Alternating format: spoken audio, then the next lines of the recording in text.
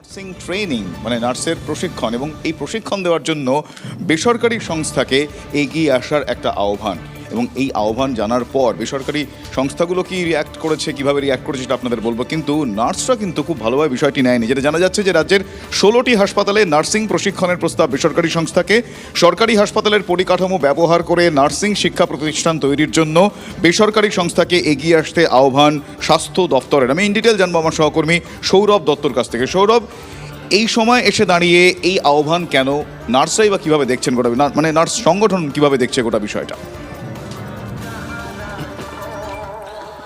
দেখো, সরকারি স্বাস্থ্য দপ্তরের উদ্যোগ নিয়ে সরকারি স্বাস্থ্য দপ্তরের তরফে যে ব্যাখ্যা দেওয়া হচ্ছে, সে ব্যাখ্যা হিসেবে তারা বলছেন যে সুপার স্পেশালিটি যে সকল হসপিটালগুলো রয়েছে আর সেই সকল হাসপাতালগুলোর ক্ষেত্রে নার্সিংয়ের যে স্ট্রেংথ, সেই স্ট্রেংথ যাতে বৃদ্ধি পায় সেই কারণেই সরকারি পরিকাঠামোয় এই ধরনের হাসপাতালগুলো প্রিমাইসেসের মধ্যেই, হাসপাতাল চত্বরের মধ্যেই বেসরকারি নার্সিং স্কুল এবং কলেজ খোলা হচ্ছে।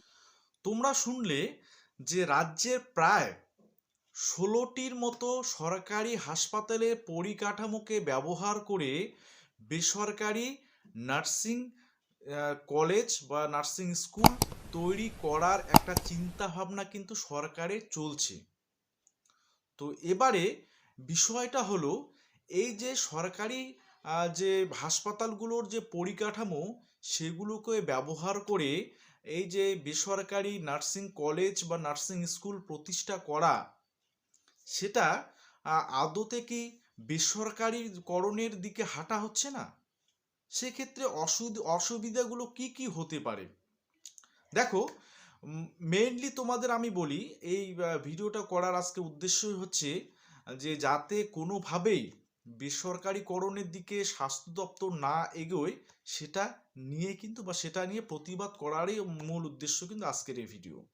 দেখো, প্রতি বছর পশ্চিমবঙ্গ এবং অন্যান্য স্টেট থেকে ওয়েস্ট বেঙ্গলের প্রচুর ক্যান্ডিডেট কিন্তু এএনএম জিএনএম হোক বা বিএসসি নার্সিং হোক, তারা প্রচুর কিন্তু পাস আউট করে বেরিয়ে আসতেছে। সেই তুলনায় নিয়োগের কিন্তু সেই ধরনের কোনো খবর পাওয়া যাচ্ছে না। তো এই যে এত পরিমাণ ক্যান্ডিডেট প্রতি বছর পাস আউট হয়ে বেরিয়ে আসছে, তাদের নিয়োগের চিন্তাভাবনা না করে কিভাবে সরকারি হাসপাতালের পরিকাঠামোকে ব্যবহার করে তারা বেসরকারি নার্সিং কলেজ আবার প্রতিষ্ঠা করছে, এটা নিয়ে কিন্তু ইতিমধ্যে 18ই জানুয়ারি একটা টেন্ডার ডাকা হয়েছে স্বাস্থ্য দপ্তরের পক্ষ থেকে। সেটার দিকে অবশ্যই নজর থাকবে। তো এই বিষয়গুলো বলার উদ্দেশ্য হচ্ছে, দেখো, তোমরা যারা নার্সিং কোর্সটাকে জীবনের পেশা হিসাবে বেছে নিতে চাও, তোমাদের এই যে নার্সিং যে কোর্সগুলো করছো তোমরা বা করবে, এটা কিন্তু সত্যি একটা অবাক করার মতো বিষয় যে তোমাদের কিন্তু নিয়োগের ক্ষেত্রে কিন্তু অনেক অনেক বাধার সম্মুখীন হতে হচ্ছে। প্রথম কথাই হচ্ছে, এখন একদিকে যেমন কন্ট্রাকচুয়াল বেসিসে অনেক জায়গায় কিন্তু নিয়োগ হচ্ছে। তোমরা মাঝে মাঝে দেখে থাকবে গভর্নমেন্টের যে হেলথের ওয়েবসাইটে বিভিন্ন জেলা হাসপাতাল, মেডিকেল কলেজে কিন্তু কন্ট্রাকচুয়াল বেসিসে স্টাফ নার্স থেকে শুরু করে ডক্টর থেকে শুরু করে অনেকে কিন্তু নিয়োগ করা হচ্ছে।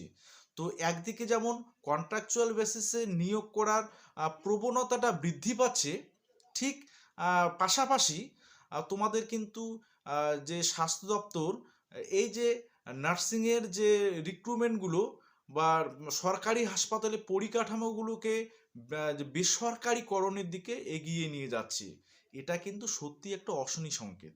তোমরা যারা নার্সিং কোর্স করছো বা করবে বা করে বসে আছো, তোমাদের ক্ষেত্রে এটা কিন্তু খুবই একটা অন্যায় করা হচ্ছে। তো এর বিরুদ্ধে অবশ্যই কিন্তু প্রতিবাদ করা দরকার। ইতিমধ্যে নার্সিংয়ের যে সংগঠন রয়েছে তারা কিন্তু অবশ্যই সেটার বিরোধিতা করেছে, এবং আমরাও চাই এর বিরোধিতা হোক, যাতে কোনোভাবেই স্বাস্থ্য দপ্তরে বা স্বাস্থ্য দপ্তর বেসরকারিকরণের দিকে না এগোয় এই বিষয়টাতে। তো তোমরা অবশ্যই যারা 2024-এ নার্সিং এন্ট্রান্স দেবে, তোমাদের এই বিষয়টা কিন্তু ভাবার একটা বিষয়, ঠিক আছে? কারণ প্রতি বছর যত ক্যান্ডিডেট পাস আউট হচ্ছে তারা কিন্তু সবাই চাকরি পাচ্ছে না।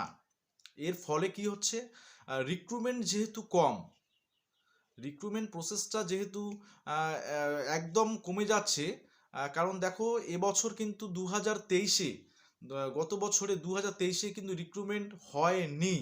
2023-এর যে ডিসেম্বরের দিকে একটা রিক্রুটমেন্ট পাবলিশড হওয়ার কথা ছিল নোটিশ, সেটা কিন্তু পাবলিশড এখনও পর্যন্ত 2024-এর আজকে এই 15-16 তারিখ হয়ে গেল, এখনও কিন্তু পাবলিশ করা সেটা হয়নি।